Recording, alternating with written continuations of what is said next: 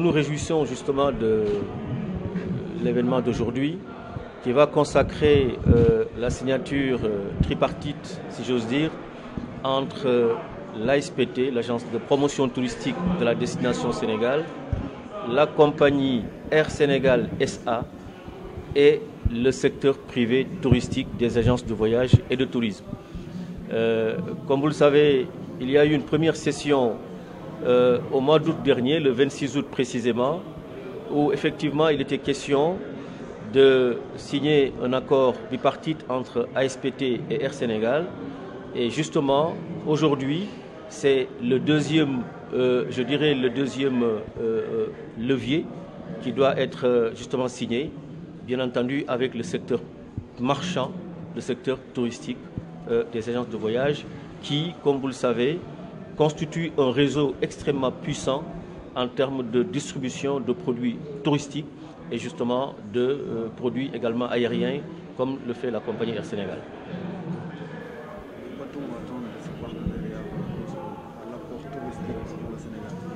Écoutez, nous n'allons pas réinventer la roue.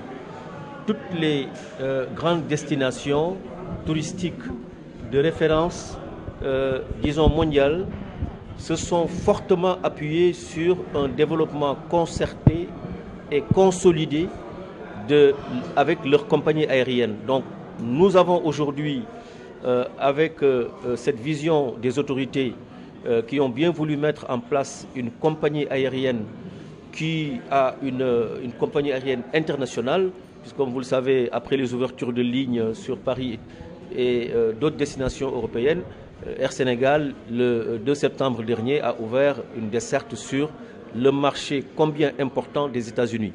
Et donc, je disais tout à l'heure que quand on prend l'exemple d'une ville comme Dubaï, la compagnie aérienne, la ville de Dubaï s'est fortement développée avec sa compagnie aérienne qui est en tout cas Emirates. Donc, à partir de cette compagnie aérienne qui a eu justement à créer en fait un hub, on voit aujourd'hui ce que Dubaï est justement devenu. Eh bien, je pense que nous avons la volonté, avec bien entendu les autorités du pays, notre ministère de tutelle, qui aujourd'hui permet aujourd'hui donc cette vision de faire autant, sinon mieux que ce que Dubaï a fait pour en tout cas développer à la fois la compagnie aérienne Emirates et justement la destination Dubaï.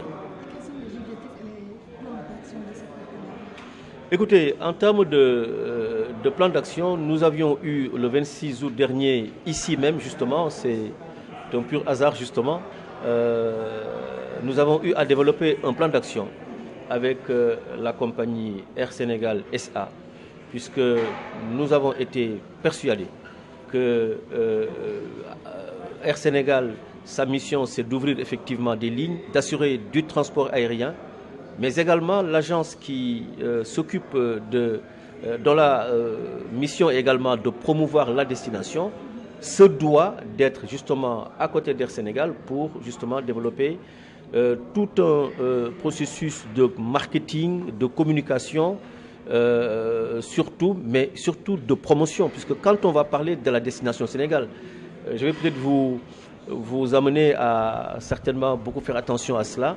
Je ne sais pas si vous avez regardé les avions d'Air Sénégal, il n'est pas marqué Air Sénégal, il est marqué Sénégal.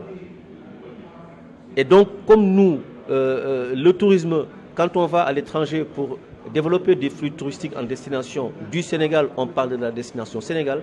Donc, il est bien heureux que justement Air Sénégal, dans une certaine dynamique marketing, ait pensé véritablement destination Sénégal en floquant ses avions de Sénégal et non pas de Air Sénégal International. Et ça.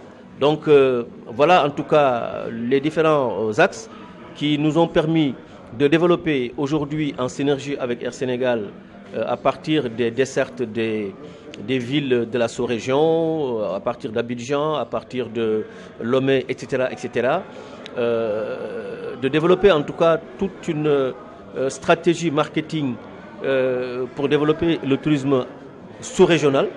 Et avec les ouvertures de lignes à l'international, bien entendu, nous sommes en train de réfléchir à une stratégie pour effectivement développer les flux touristiques en partance de ces différents marchés émetteurs internationaux.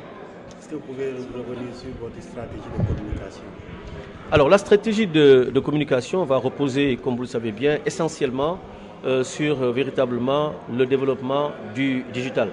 Aujourd'hui, le digital est devenu un canal, ou en tout cas un moyen, un instrument, je dirais, qui est incontournable dans tout développement, notamment et dans toute communication, si on veut véritablement atteindre les cibles les plus larges possibles et les plus importants. Donc ça c'est un premier volet. L'autre volet va bien sûr reposer sur la communication, effectivement à travers d'autres canaux comme les réseaux sociaux. Et bien entendu,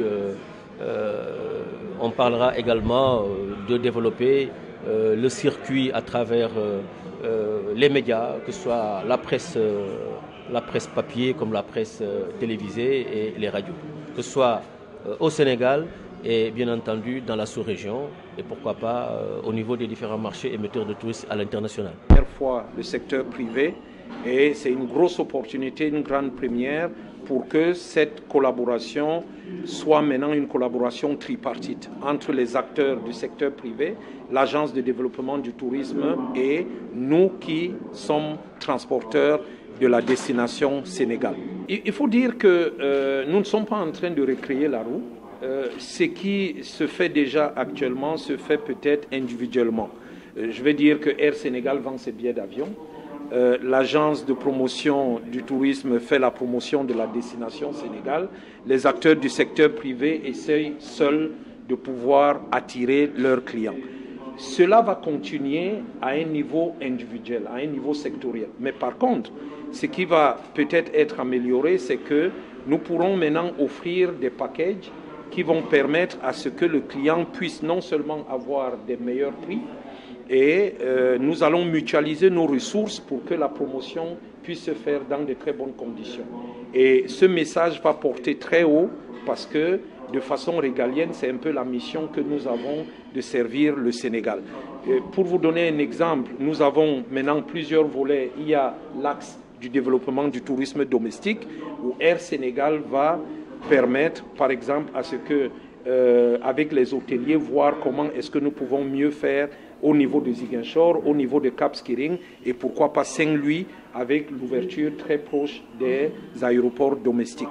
Alors, deuxièmement, les acteurs du tourisme qui sont sur le terrain, que ce soit les propriétaires des parcs, les hôteliers, vont aussi venir autour de la table, ce qui va se faire cet après-midi, pour pouvoir nous expliquer ce qu'ils sont capables d'offrir à des meilleurs coûts pour qu'ensemble, cela soit peut-être proposé. Un week-end à Ziguinchor avec la partie billet d'avion, la partie hébergement, la partie peut-être même restauration et les autres activités, tout ça va se mettre ensemble pour que le client ait un seul point d'entrée à cet écosystème. Okay. Monsieur Ducom, vous êtes dans une phase de relance après la pandémie, bien sûr. Aujourd'hui, comment se comporte Air Sénégal? Alors, Air Sénégal se comporte comme toutes les autres compagnies dans cette phase de relance. Je veux dire que nous avons un projet qui est soutenu par l'État du Sénégal. Nous avons une plateforme aéroportuaire qui est de référence. Nous avons des partenaires au niveau opérationnel tels que les 2AS, l'AS qui gère l'aéroport ou bien la plateforme dans sa grandeur avec AIBD. Nous avons une clientèle qui nous fait de plus en plus confiance, que ce soit au niveau de la diaspora existante, que ce soit au niveau des nouvelles destinations telles que les États-Unis. Je pense que c'est un nouveau projet qui date seulement de 3 ans, mais qui est en train de faire ses marques et qui est en train de se développer. Donc, naturellement, nous avons eu une période extrêmement difficile pendant la période Covid. Nous sommes en train de sortir de là. Il y a eu la réouverture de certaines dessertes qui étaient fermées et l'ouverture des nouvelles destinations. Nous passons maintenant à une phase de consolidation et vraiment essayer de mieux anticiper pour la satisfaction client. Je voudrais vous rappeler qu'il y a toute une direction maintenant et certains collaborateurs qui ont pris fonction pour essayer de mieux anticiper sur ce que nous pouvons peut-être gérer. Mais il faut bien préciser que c'est l'occasion pour nous aussi parfois de demander un certain niveau d'indulgence et de patience parce que c'est un projet qui est en construction. Nous sommes dans un environnement qui est extrêmement complexe, qui est l'environnement logistique. Il y aura toujours des aléas qui sont hors, peut-être, en fait, qui sont exogènes à notre volonté, mais le plus important, c'est de pouvoir apporter des solutions, anticiper sur l'information à la clientèle. Il y a des outils que nous aurons, que nous n'avons peut-être pas encore aujourd'hui, mais que nous aurons qui vont nous permettre peut-être de mieux informer notre clientèle par rapport au changement ou tout ce qui se passe au niveau de nos opérations. Il y a même des applications qui sont aussi en développement. Récemment, votre directeur, M. Kane, parlait de pilotes étrangers qui préfèrent Air Sénégal, particulièrement des Tunisiens. Qu'en est-il exactement de ça? De quel projet? Le fait que des pilotes étrangers préfèrent la compagnie Air Sénégal. Non, je pense que là, vous parlez dans le sens général de l'opportunité dans un marché de travail. Il y a la compagnie nationale et avant de parler des pilotes tunisiens, il faut d'abord peut-être mettre en avant l'initiative à applaudir que le DG Kane a pu mettre en avant, c'est la formation des jeunes pilotes au niveau de Air Sénégal et qui ont déjà fait leur concours. Ce processus est en cours en partenariat avec l'armée de l'air et l'Institut Polytechnique. Donc je pense que nous avons dans cette phase transitoire ouvert le marché à des pilotes étrangers et qui ont été recrutés, que ce soit des Tunisiens, que ce soit des pilotes d'autres nationalités. C'est pour répondre à la mission que nous avons aujourd'hui. Et très progressivement, nous allons intégrer des jeunes pilotes sénégalais. Je ne suis pas en charge des opérations aériennes, mais au niveau du comité de direction, c'est ça la vision du DG Kane.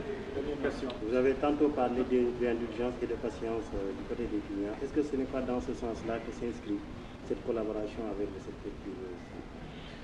Oh, pas particulièrement. Je pense plutôt que la collaboration avec le secteur privé est une collaboration où il faudrait qu'on ait vraiment, c'est pas une langue de bois, il faudrait qu'on se parle, il faudrait qu'on s'écoute, il faudrait qu'on se comprenne.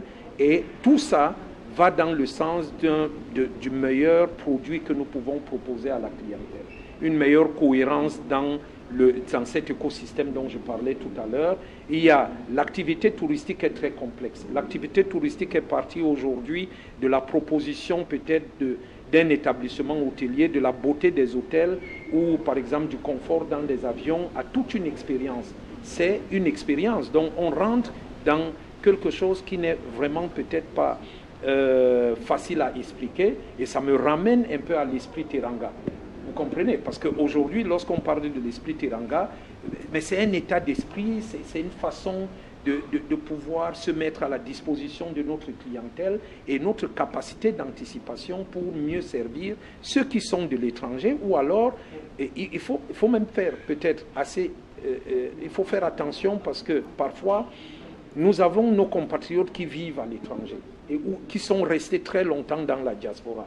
Il faudrait qu'on puisse anticiper pour mieux les servir parce que leurs attentes ont changé. Donc, il faudrait que lorsque ces gens-là sont dans nos avions, qu'on puisse les traiter comme tout le monde et qu'on soit à la hauteur de ce qui est attendu.